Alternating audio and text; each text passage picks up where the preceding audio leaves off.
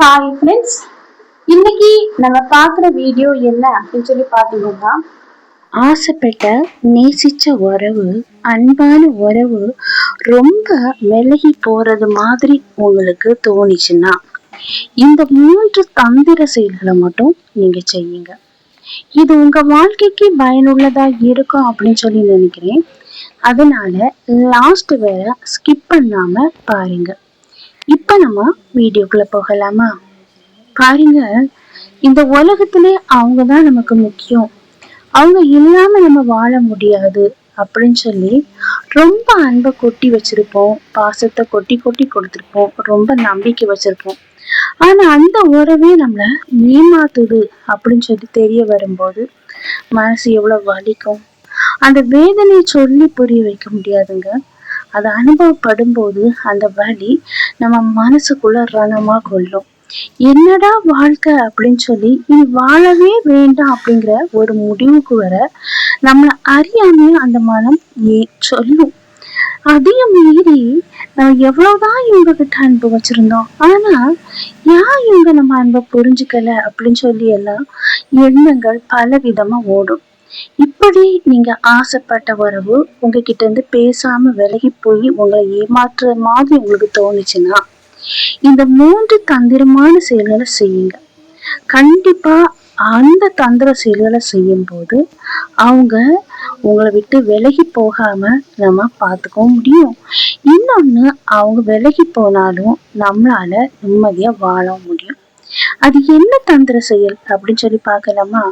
பாருங்க, முதல்ல நம்ம நேசிச்ச உறவு, ஆசைப்பட்ட உறவு நம்மளை விட்டு விலகி போகுது, நம்மளை ஏமாற்றுது அப்படின்னு சொல்லி எதை வச்சு கண்டுபிடிக்கலாம்? பாருங்க, ரொம்ப நேசம் வச்ச உறவு, உங்ககிட்ட எல்லாமே ஷேர் பண்ணிட்டு இருந்த உறவு திடீர்னு உங்ககிட்ட சில விஷயங்களை மறைக்க தொடங்குவாங்க. அப்போ அத நீங்க முதல்ல இது மறைச்ச உடனே அவங்க நம்மளை ஏமாற்ற போறாங்க அப்படின்னு சொல்லி அர்த்தம் இல்லைங்க. ஆனா சில அவங்களுடைய வரவுகள், அதாவது அவங்களுடைய காசு விஷயங்கள் எதுவுமே நம்மளுக்கு தெரியாதது மாதிரி பாத்துக்குவாங்க. அப்போ அதுல நம்ம கொஞ்சம் உஷாராகணும். ஓஹோ, இவங்க முந்திய மாதிரி இல்ல, கொஞ்சம் மாறிட்டாங்க அப்படின்னு சொல்லி. முந்தியெல்லாம் ஃப்ரீயா அவங்க கிட்ட மொபைலை தருவாங்க, உங்க மொபைல்ல நீங்க என்ன பார்க்கணுமோ பார்த்துக்கலாம் அப்படிங்கிற ஒரு சூழ்நிலை இருந்த அந்த நபர் திடீர்னு அந்த அவங்க மொபைலை நீங்க பாக்குறதையோ இல்லைன்னா அந்த மொபைலை எடுத்து நீங்க யாருக்கு கால் பண்ணணும்னு சொல்லி எடுத்தாலும் அதை அவாய்ட் பண்ணுவாங்க. அத உங்ககிட்ட காணிக்க மாட்டாங்க அவங்க போனை. அதுல இருந்தே புரிஞ்சுக்கலாம் அவங்க ஏதோ ஒண்ணு நம்மளை ஏமாற்றுறாங்க அப்படின்னு சொல்லி. ஒரு சின்ன ஸ்டோரி சொல்லட்டுமா?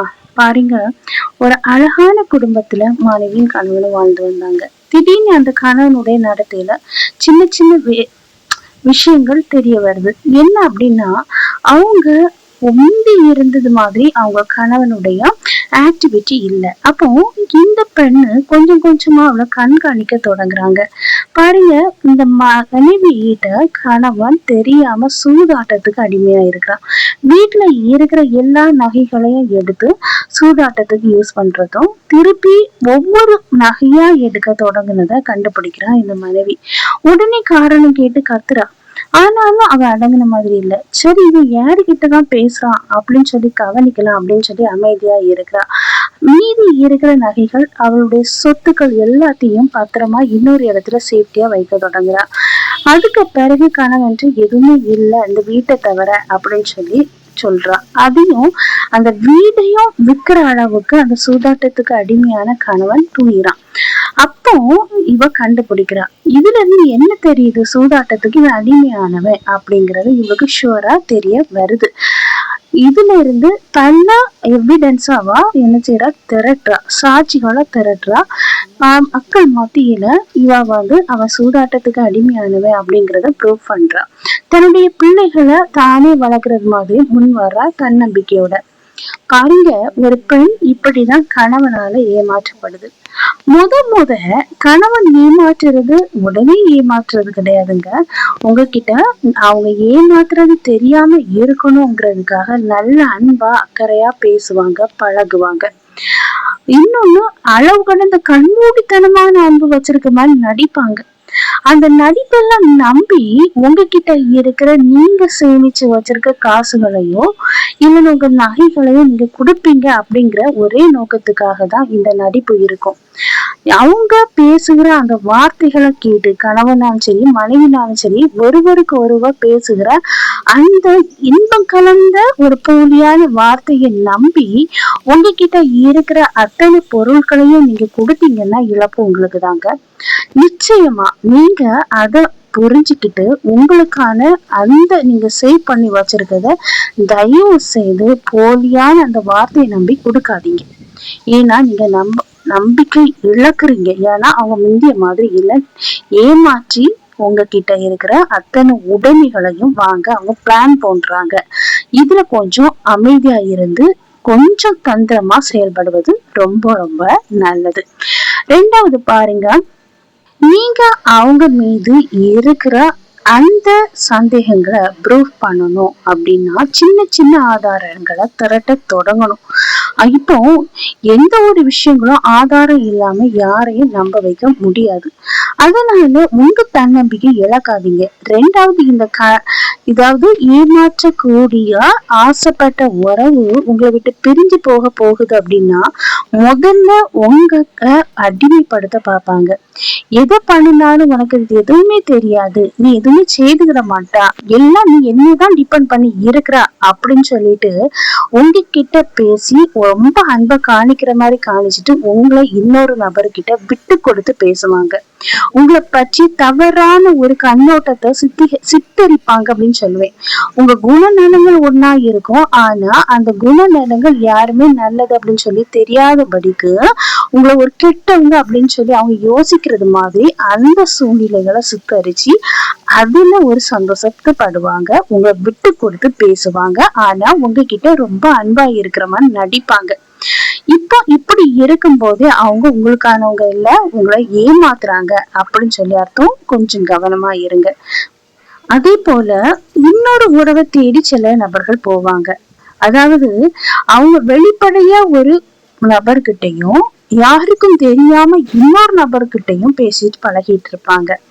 இப்போ வெளியில உள்ள நபர்களையே அவங்க மீது சந்தேகம் வராம இருக்கணும் அப்படின்னா தன்னுடைய குடும்பத்துக்கு மேல அளவு கடந்த அன்பு இருக்கிற மாதிரி காணிச்சுக்குவாங்க. ஏன்னா இவங்க ரொம்ப நல்லவங்க அப்படின்னு சொல்லி அடுத்தவங்க நம்பணும் அப்படின்னு சொல்லி எதிர்பார்ப்பாங்க.